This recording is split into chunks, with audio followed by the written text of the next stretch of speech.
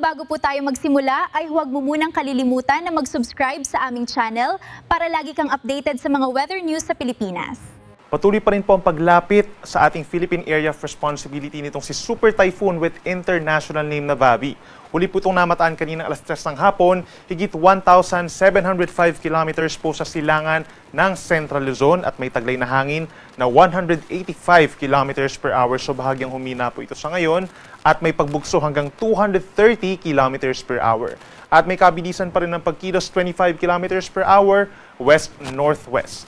Base po sa latest animation ng Pag-asa, wala pa namang direktang epekto po itong si Bagyong Babi sa alinmang panig ng ating bansa. Subalit sinisimulan ng palakasin nito yung southwest monsoon or hanging habagat lalo na sa western section of Mindanao. So simula po ngayong hapon hanggang bukas ng madaling araw, mataas ang tsansa ng mga pag-ulan dito po sa may Zamboanga Peninsula, Bangsamoro Region, Soc-Sargen, Misamis Occidental at Lanao del Norte. Kaya mag-ingat po sa minsang malalakas na ulan na posible magdulot ng flash floods or landslides.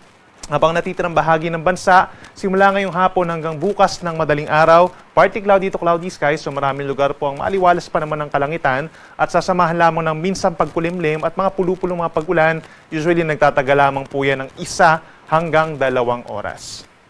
Base naman po sa latest official track po ng Pag-asa, maring pumasok na ng ating PAR itong si Bagyong Bavi bukas ng madaling araw at papangalanan po natin ito na Bagyong Inday o yung magiging pangalawang bagyo for the month of July at pang-siyam naman for 2026. Inaasahang kikilos ang bagyo simula po Wednesday hanggang Friday dito po sa hilagang bahagi ng Philippine Sea, moving west-northwest po hanggang sa maging northwest habang lumalapit dito po sa may pagitan po ng Taiwan and Okinawa, Japan, pagsapit po ng Friday.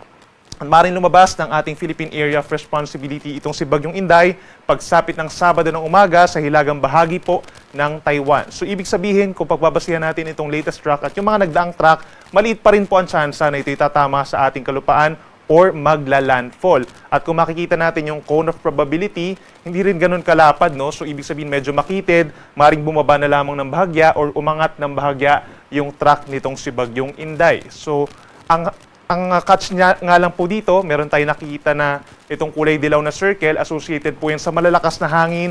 Ito yung kabuang lawak ng Bagyong Inday, yung diameter na tinatawag. At yung radius niya is around 800 kilometers. So kapag project po natin itong 800 kilometers from the center, maring mahagip po itong bahagi po ng Northern Luzon, lalo na yung Batanes and Cagayan provinces, kung saan maring magtaas tayo ng signals number 2 and number 3. At hindi rin natin nirule out na magtataas din ng wind signal number 1 dito po sa ilang bahagi pa po ng Northern Luzon, and that includes Ilocos Norte, Apayao, Kalinga, down to Isabela, and dun sa may northernmost tip po ng Aurora, possible din tayo magtaas ng babala po sa hangin. At yan ay maaaring maramdaman yung mga pabugso-bugso ng hangin, direktang epekto nitong si Bagyong Inday.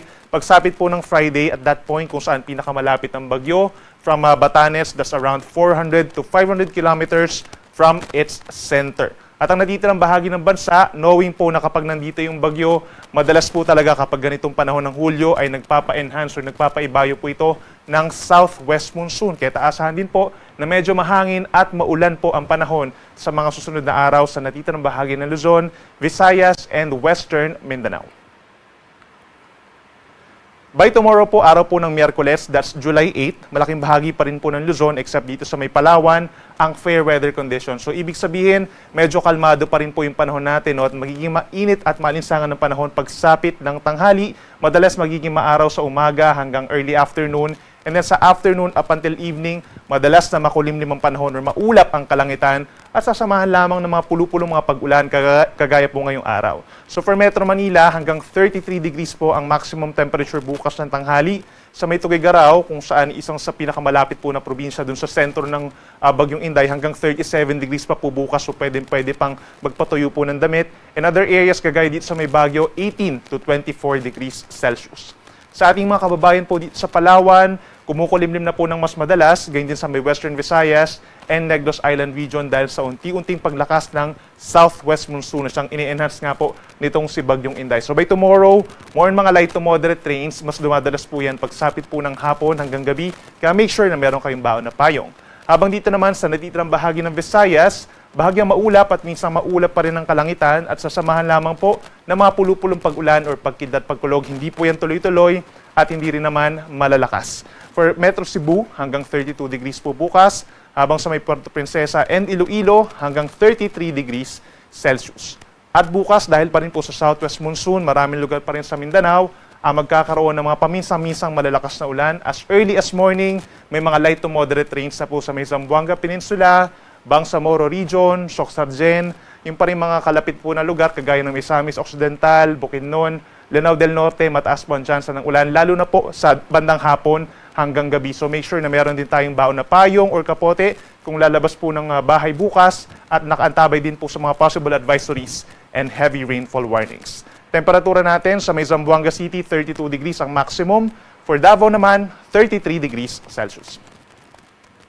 Para naman po sa ating weather advisory, yung potential nga po ng malalakas na mga pag-ulan, within the next 24 hours, yung probinsya po ng Sarangani, posibleng magkaroon ng hanggang 100 millimeters po na dami ng ulan. Pero simula po bukas ng hapon hanggang sa Thursday afternoon, kung saan unti-unti nga pong lumalapit sa extreme northern Luzon ang bagyong Inday, is magkakaroon tayo ng pag-enhance na ng southwest monsoon at maaaring pinakamaapektuhan po simula bukas ng hapon itong mga may kulay dilaw, Sultan Kudarat, Antique, and Negros Occidental, 50 to 100 millimeters po in a span of 24 hours. So equivalent po yan sa 50 to 100 liters na dami po ng tubig ulan in a square meter po. No? So posibleng mag-cause yan ng mga pagbaha sa mga low-lying areas at pagguho ng lupa naman sa mga ilang bundok po, no? Sa mga kabundukan po dito sa may Antique, Negros at Sultan Kudarat.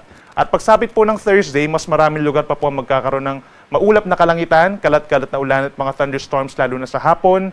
Kabilang na dyan ng Batanes, Cagayan, and Apayao, medyo makulimlim na sa Thursday dahil nga dun sa bagyong Inday. At yung habagat naman, over Metro Manila, makulimlim na rin po ang panahon at medyo mataas na yung tsansa ng mga light to moderate rains. Most of Central Luzon, lalo na po dito sa may Zambales and Bataan.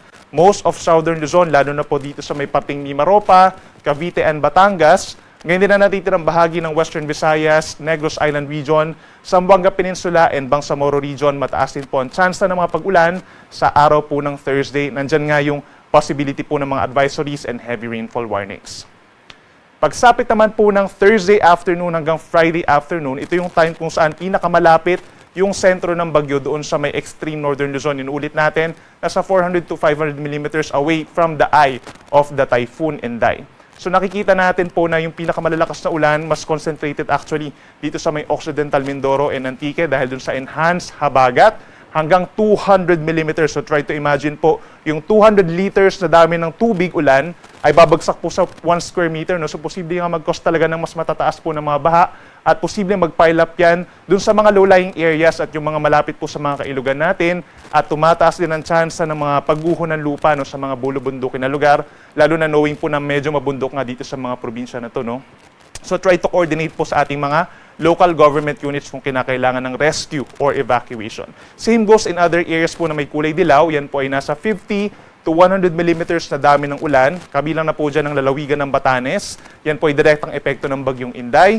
Other areas kagaya ng Zambales, Bataan, and Palawan, yan po ay dahil sa southwest monsoon or enhanced habagat. Gayun din sa may Iloilo, Guimaras, Negros Occidental, Negros Oriental, down to dun sa may Mindanao po sa may Lanao del Sur and Lanao del Norte. Kahit sabihin po natin na napakalayo po ng bagyo, ito'y posible pa rin mag-cause yung mga pag-ulan po dulot ng habagat ng mga pagbaha at pagguho ng lupa. At knowing po na konting baha lang dito or konting ulan lang dito sa may parting Mindanao, posible na agad mag-cause po ng mga flooding at saka po mga landslides. Samantala, sa natitirang bahagi po ng Luzon, kabilang ang Metro Manila, sa araw po ng Friday, asahan pa rin po yung mga light to moderate with at times heavy rains. So make sure na magbaon po ng payong sa ating mga papasok sa trabaho o sa eskwela.